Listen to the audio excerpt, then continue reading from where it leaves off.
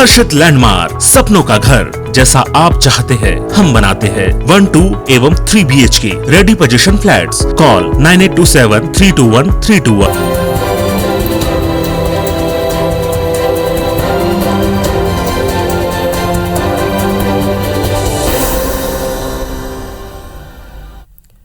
नमस्कार, मैं हूं पुनीत पाठक और आप देख रहे हैं छत्तीसगढ़ की बात। बहुत स्वागत है आप सबका। नक्सल प्रभावित सुकमा जिले के लिंगनपल्ली सीआरपीएफ कैंप में कुछ ऐसा घटा जिसने एक बार फिर सबको सकते में डाला और कुछ सवाल जो पुराने हैं वो एक बार फिर सामने आ गए। सोमवार सुबह सुबह एक जवान ने अपने साथी जवानों पर ताबड़तोड़ गोलियां बरसाईं। 4 की इसमें मौत हो गई और 3 इसमें बुरी तरह जख्मी हुए। घटना की ठीक वजह अब तक स्पष्ट नहीं, लेकिन सीआरपीएफ कैंप में जो वारदात हुई उसने कई प्रश्नों को, जो कई बार ऐसी घटनाओं में उठते हैं, एक बार फिर ज्वलंत किया। आखिर कैंप में ऐसा हुआ क्या? लोगों की सुरक्षा में तैनात बेहद अनुशासित ये जवान अपने साथियों पर आखिर गोली चला दें, ऐसी क्या नौबत बनी? क्या जवान को कोई पारिवारिक तनाव था? कोई मुश्किल हालात थे? किसी तरह की रंजिश थी? तमाम तरह के सवाल हैं जो जांच के बाद इनका उत्तर मिलेगा। इनके बारे में हम अपने एक्सपर्ट से बातचीत करें, लेकिन इसके पहले आपको एक रिपोर्ट दिखा दें।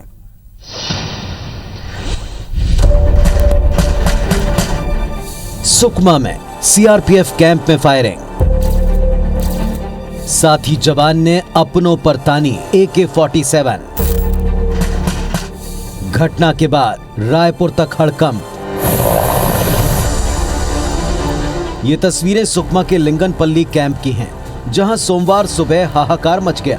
सीआरपीएफ 50वीं बटालियन के जवान रितेश रंजन ने अपने ही साथियों पर AK-47 से ताबड़तोड़ फायरिंग कर दी। घटना में 4 जवानों ने मौके पर ही दम तोड़ दिया, जबकि 3 जवान घायल हो गए। अचानक हुई इस घटना से सुकमा से लेकर रायपुर तक हड़कंप की स्थिति बनी। वो जवान को हिरासत में ले लिया गया है और अब उसके ऊपर जो कानूनी कार्रवाई होती है इस प्रकार की घटना करने की, वो सभी सख्त से सख्त कार्रवाई की जाएगी। घटना बड़ी दुखद है क्योंकि 4 जवान हमारे सीआरपीएफ के शहीद हुए हैं, 3 लोग घायल हुए हैं। प्रारंभिक तौर पे वो इतना ही बोल रहा है कि मेरे साथ बहुत हंसी मजाक करते थे, छेड़छाड़ करते थे, मैंने हंसी मजाक।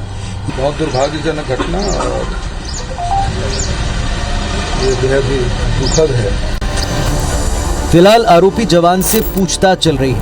वैसे ये पहली घटना नहीं जब किसी जवान ने अपने ही साथियों को गोली के निशाने पर लिया। आंकड़े बताते हैं कि 2017 से अब तक बस्तर संभाग में 21 जवानों ने आपसी गोलीबारी में जान गंवाई है। लिहाजा सुकमा के लिंगनपल्ली में जो कुछ भी घटा उससे कई सवाल उठ खड़े हुए। क्या ज्यादा काम की वजह से जवान परेशान था या डिप्रेशन में था? क्या आपसी रंजिश की वजह से जवान ने गोली चलाई? क्या वो किसी पारिवारिक परेशानी से जूझ रहा था? आखिर जवान ने ऐसा कदम क्यों उठाया? बहरहाल सीआरपीएफ कैंप की घटना पर सियासत भी जारी है।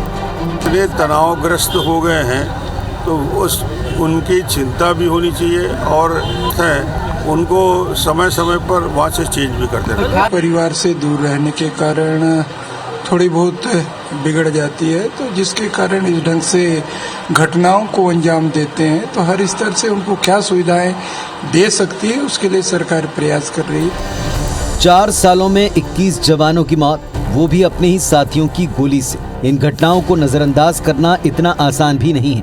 इस पर सरकार का कहना है कि ऐसी घटनाओं को रोकने के लिए स्पंदन प्रोग्राम चलाया जा रहा है।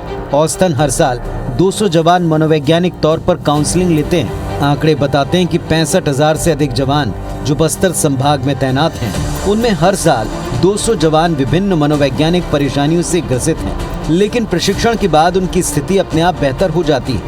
पैरामिलिट्री फोर्सेस के जवानों की छुट्टियां और दूसरी सुविधाओं पर भी सवाल उठते आए। यही वजह है कि बेंगलुरु की national mental health and neuro science संस्था से एक MOU कर जवानों की मानसिक सेहत पर काउंसलिंग की व्यवस्था की गई। वैसे जानकार ये भी मानते हैं कि इस तरह की घटनाओं को रोकने के लिए कई और प्रयासों की जरूरत है। लगातार जो वरिष्ठ अधिकारी तब कैंप विजिट करते हैं, सभी जवान से रूबरू होते हैं, उनकी समस्या को सुनते हैं और उस हिसाब से उनकी समस्या का समाधान भी की जाती है। साल में ऐसा कई प्रकरण होगा जो बस्तर संभाग के अंतर्गत कम से कम 100-200 प्रकरण ऐसा होगा जिसमें किसी व्यक्ति का पर्सनल प्रॉब्लम है जो हमारा स्टाफ की उनका समाधान की गए थे। वो जब मोर्चा संभालते संभालते ये सब भूल गया तो हम लोग क्या योगदान दे रहे हैं उसकी हेल्प के लिए। जब वो नहीं पाता कि ये योगदान उसको मिल रहा है, जैसे कि कह ले हम फाइनेंशियल सपोर्ट हो गया या रिस्पेक्ट हो गई, जब उसे ये नहीं मिलती है तो उसका वो जो प्रेशर है वो बहुत हावी हो जाता है। इसलिए हम ये दुर्घटनाएं देखते हैं। कुल मिलाकर सुकमा में सीआरपीएफ कैंप में हुई फायरिंग की घटना ने सबको सख्ते में डाल दिया। बस्तर या ऐसी जगहों पर तैनात जवानों में मानसिक अवसाद और छुट्टी को लेकर तनाव के अलावा आपसी रंजिश की बात अक्सर सामने आई है। लगातार बढ़ती घटनाओं को रोक पाना निश्चित तौर पर एक बड़ी चुनौती है। सवाल इस बात का कि दूसरों को सुरक्षा देने वाले बेहद अनुशासित कहलाने वाले जवान आखिर अपनों की जान लेने पर क्यों आमादा होते हैं। सवाल ये भी कि इनके बीच आपसी टकराव को रोकने के लिए कौन सा उपाय कारगर होगा। नरेश मिश्र, IBC 24, जगदलपुर।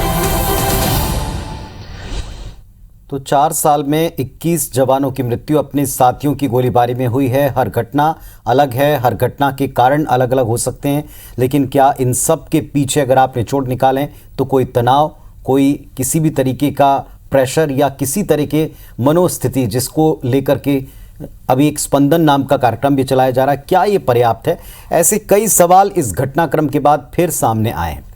जांच जारी है, पूछताछ जारी है, जो आरोपी है वो पकड़ में आ चुका है, उस पर एक्शन भी लिया जाएगा, लेकिन क्या इतना करना पर्याप्त होगा? क्या इसके आगे कुछ और कदम नहीं उठाए जाने चाहिए?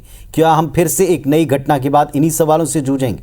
ऐसे कई सवाल हैं जो आज हम अपने एक्सपर्ट से पूछेंगे, क्योंकि उनका सीधा वास्ता इस समस्या और इस तरह के हालात से रहा है। डॉक्टर सुरभि दुबे जी आज हमारे साथ इस मंच पर मनोचिकित्सक के तौर पर जुड़ रही हैं। नमस्कार डॉक्टर साहब, बहुत स्वागत है आपका। और राजीव शर्मा जी हैं, रिटायर्ड DSP महोदय, जो कि फोर्स और उसके तनाव, उसकी ड्यूटी, उसके अनुशासन हर पहलू से अच्छी तरह वाकिफ़ हैं। राजीव जी, आपको भी नमस्कार, स्वागत है आपका भी इस मंच पर। शुरुआत में आज आप ही से करूँगा सर। जिस तरह के हालात हमने देखे हैं, जिस तरह के हालात हम थोड़ा बहुत अनुभव कर पाते हैं, ये तो तय है कि वहाँ स्ट्रेस भी है, वहाँ अपनों से दूरी भी है, वहाँ लंबी लंबी ड्यूटीज़ भी हैं। क्या यही वजह आपको नज़र आती इस तरह के घटनाक्रम के पीछे, या कुछ और कारण हैं?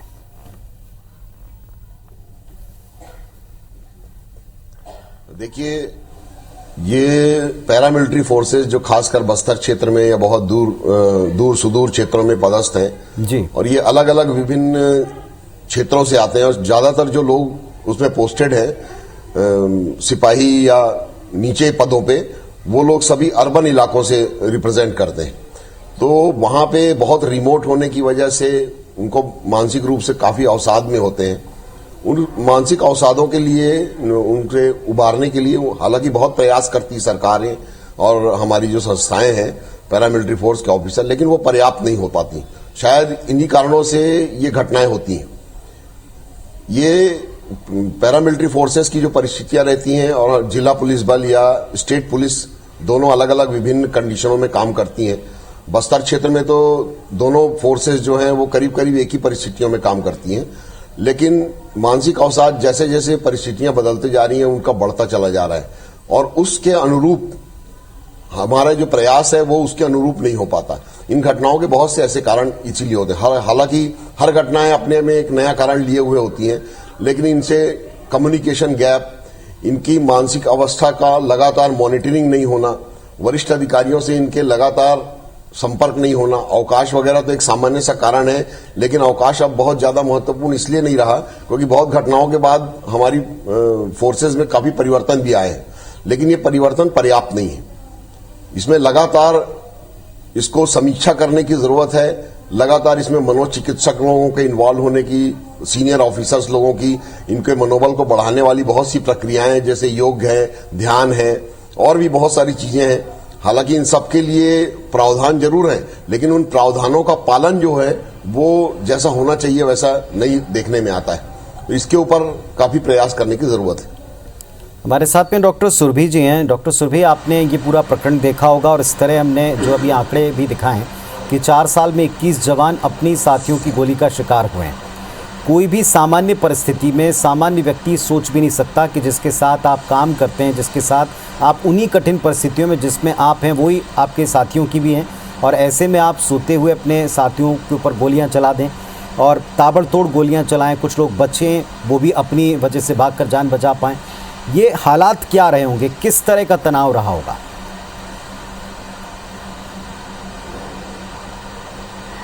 पुनीत जी, देखिए, सबसे पहले तो हमें उस जवान का मानसिक विश्लेषण कराना बहुत आवश्यक है, क्योंकि ये एक्स्ट्राऑर्डिनरी सिचुएशन है। जैसा कि इस केस में कहा गया है कि जो बता रहा है जवान, वो बहुत मुश्किल से, बहुत इंटरोगेशन के बाद बताया उसने कि वो मेरा मजाक उड़ाते थे, वो मेरा हंसते थे मेरे ऊपर, और रिपीटेडली वो यही काम करते थे।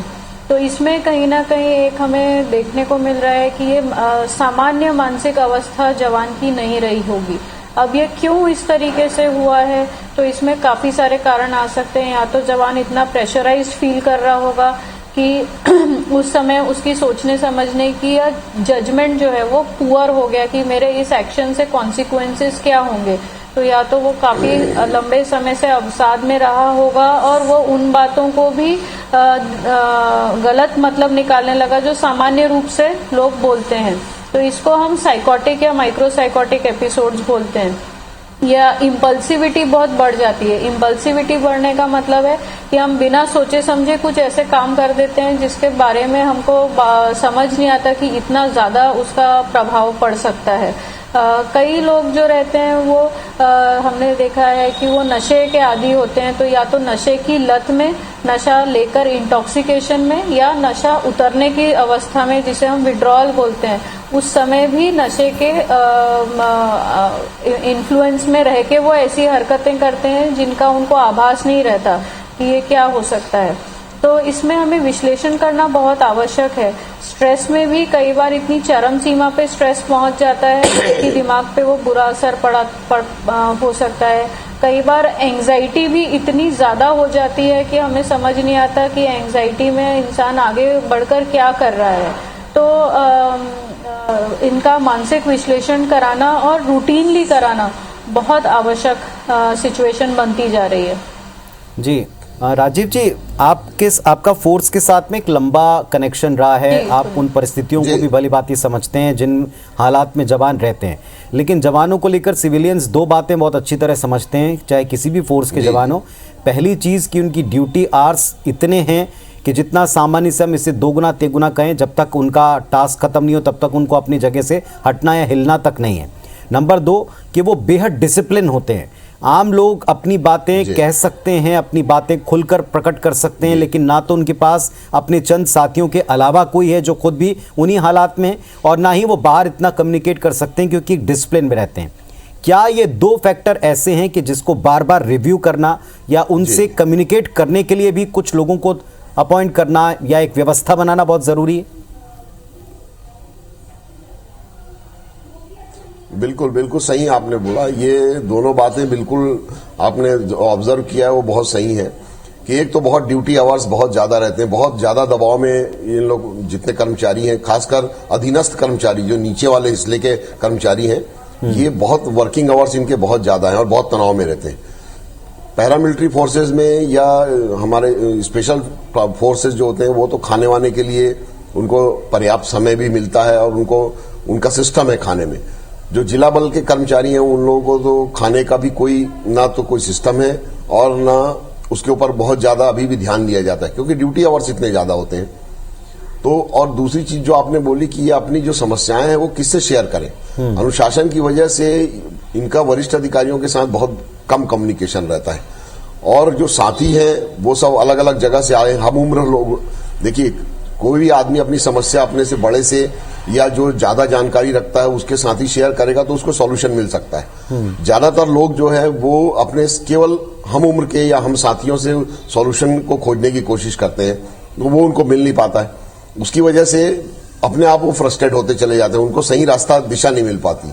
तो जैसा कि मनोचिकित्सक महोदय ने भी बताया कि इन लोगों की लगातार इनकी मानसिक स्थिति का विश्लेषण करना, ऐसी कोई हमारे यहाँ बहुत ज्यादा सिस्टम है नहीं। पैरामिलिट्री फोर्सेज में भी मैंने देखा कोई ऐसा सिस्टम नहीं है और हमारे जिला बल में भी नहीं है।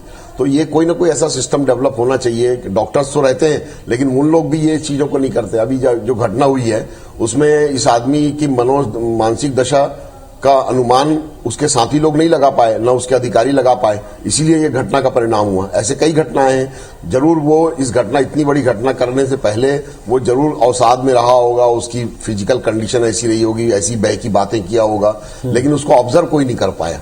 तो ये सब करने के लिए कोई ना कोई एक सिस्टम डेवलप होना चाहिए।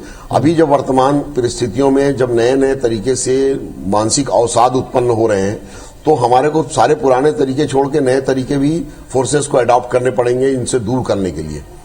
जितना कर रही है, मैंने पहले ही बताया आपको, जितना फोर्सेस या सरकारें जितना कर रही हैं वो एक तो सही आदमी तक पहुंच नहीं पा रही हैं, और अगर पहुंच भी रही हैं तो अपर्याप्त है। इसमें और ज्यादा वर्क करने की जरूरत है। बिल्कुल आपने ठीक कहा। और कुछ और बड़े फैक्टर्स हैं जिन पर हम चाहेंगे कि डॉक्टर सुरभि से हम आगे बातचीत करें।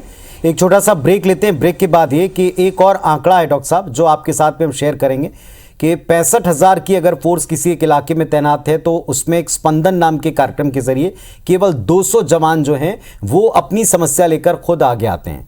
इसमें हमको भूलना नहीं चाहिए कि जो लोग शहरों में रहते हैं वो भी अपनी समस्याएं, समस्याएं, मनोस्थिति की समस्याएं खुलकर कहने से डरते हैं क्योंकि उन्हें पता है कि लोगों का परसेप्शन उनके लिए कैसा बनेगा। क्या एक बड़ा बाधा नहीं है? और ये जो आंकड़ा है 65,000 में से केवल 200, क्या ये पर्याप्त लगता है आपको? आज जो घटना घटी है सीआरपीएफ कैंप में जिसमें 4 जवानों की जान गई और इसके अलावा भी जो 3 जवान बुरी तरह जख्मी हुए, इस पर हम चर्चा कर रहे हैं क्योंकि मामला गंभीर है और ये रिपीटेडली कुछ सालों में लगातार होता रहा है। डॉक्टर साहब, जैसा कि एक स्पंदन नाम का कार्यक्रम चलाया गया जिसमें मनोस्थिति के ऊपर विश्लेषण करते हुए जिनको समस्या थी वो गए और 65,000 पे 200 जवान सामने आकर गए। लेकिन जो फैक्टर जिसके बारे में मैं कह रहा था, क्या एक बड़ा ऑब्स्टेकल नहीं है? हम खुल के शहरों में बताने से डरते हैं कि हमें कोई मनोस्थिति है ऐसी जिसको सुलझाना जरूरी है, तो हम क्या उम्मीद करें वहां?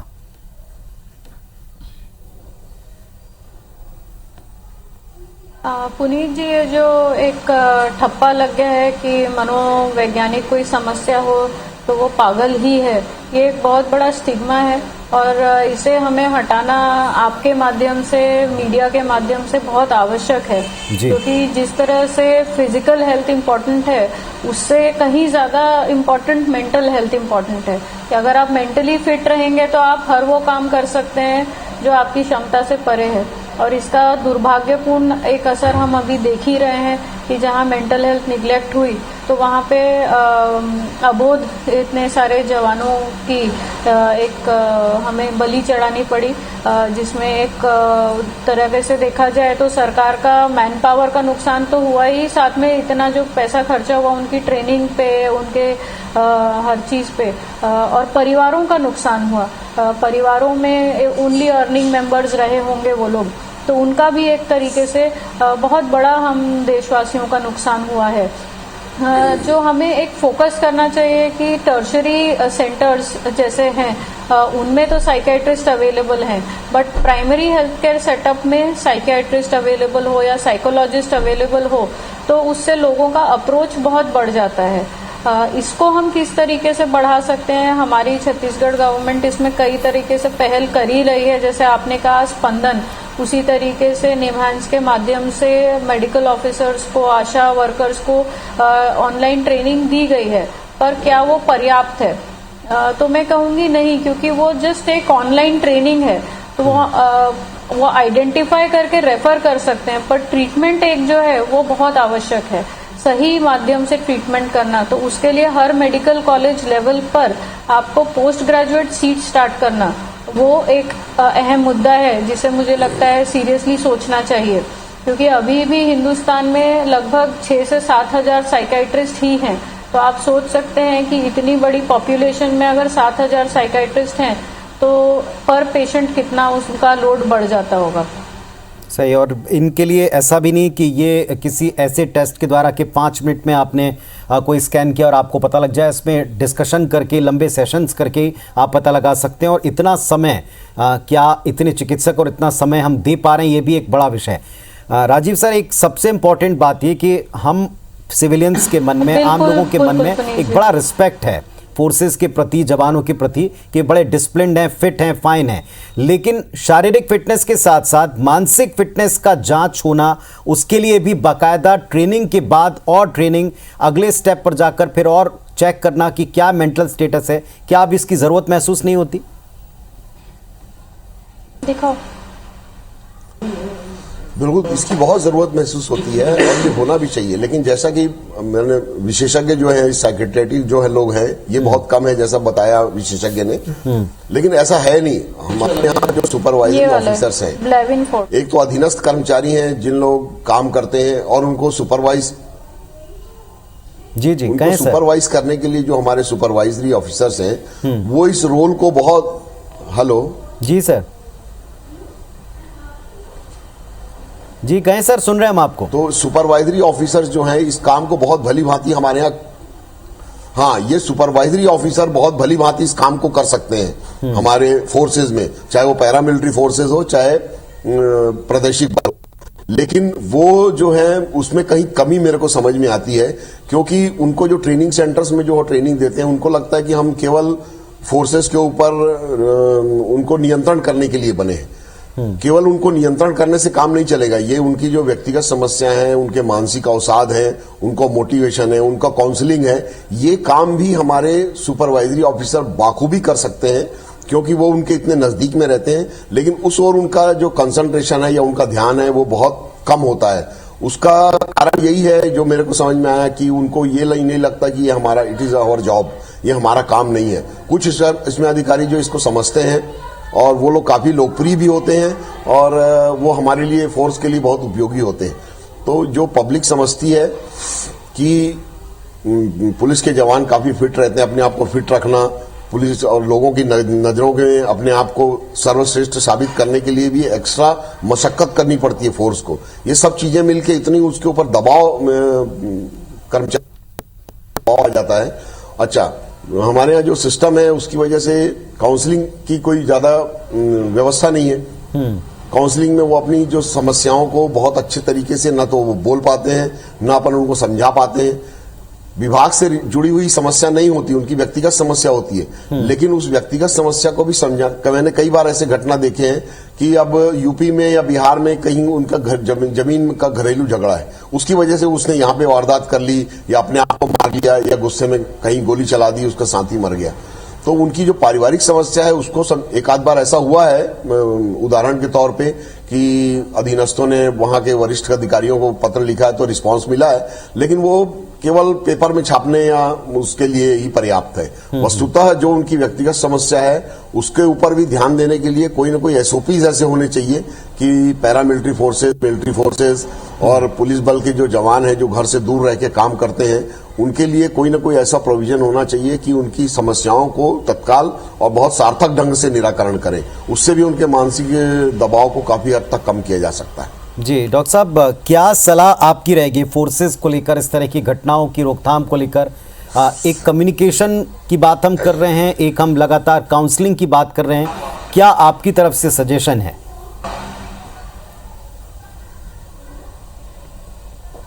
जो ये सजेशंस आए हैं पुनीत जी, ये बिल्कुल बहुत ही वेलकम्ड हैं, बहुत अच्छे हैं। जब तक हम बाकी कुछ नहीं कर पा रहे तब तक हम ये कर सकते हैं कि ये जो ऑनलाइन कंसल्टेशंस अभी कोविड के दौरान बढ़ गए हैं, तो हम उन्हीं का फायदा उठाएं। जिन जवानों को प्रॉब्लम है और वो अप्रोच नहीं कर पा रहे हैं साइकोलॉजिकल हेल्प के लिए या साइकेट्रिक हेल्प के लिए, तो कई सारे पोर्टल्स हैं जहां पे आप लॉगिन कर सकते हैं, ऑनलाइन कंसल्टेंट से बात कर सकते हैं, उनकी सलाह ले सकते हैं।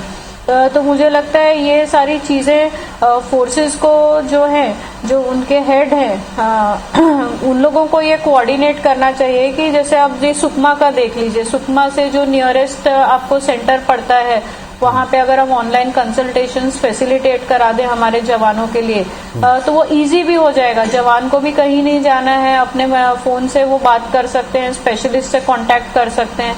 और कोविड के दौरान ये सक्सेसफुली हुआ भी है कि कोविड तक का ट्रीटमेंट ऑनलाइन कई डॉक्टरों ने किया है, घर बैठे मरीजों का इलाज हुआ है।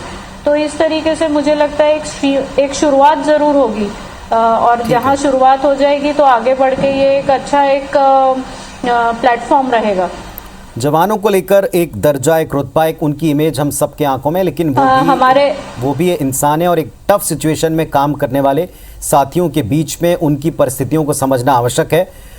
ये ज़रूर रिक्वेस्ट रहेगी तमाम अथॉरिटी से कि वो जो हमारे एक्सपर्ट हैं उनकी बात ज़रूर सुने, समझें और पॉइंट आउट करें कि क्या जो अधिकारी हैं वो वास्तव में अपने अधीनस्थों के प्रति अपने फ़र्ज़ों को भी पूरी तरह देख पा रहे हैं, क्या वो उनकी काउंसलिंग की व्यवस्था और अगर उन्हें कोई समस्या है तो उसे दूर कैसे वो करें और कितनी जल्दी करें, क्या इसका भी पूरा ख्याल कर रहे हैं, क्या फिजिकल हेल्थ के साथ साथ मेंटल हेल्थ पर भी उतना ही काम हो रहा है और हो रहा है तो क्या पर्याप्त है। इस बात के अगर उत्तर फोर्सेस के बड़े अधिकारी ढूंढें तो शायद इस तरह की घटनाओं पर हमको यूं अफसोस और डिस्कशन ना करना पड़ेगा। बहुत शुक्रिया आप दोनों का अपने एक्सपर्ट कमेंट के लिए और वक्त के लिए, धन्यवाद।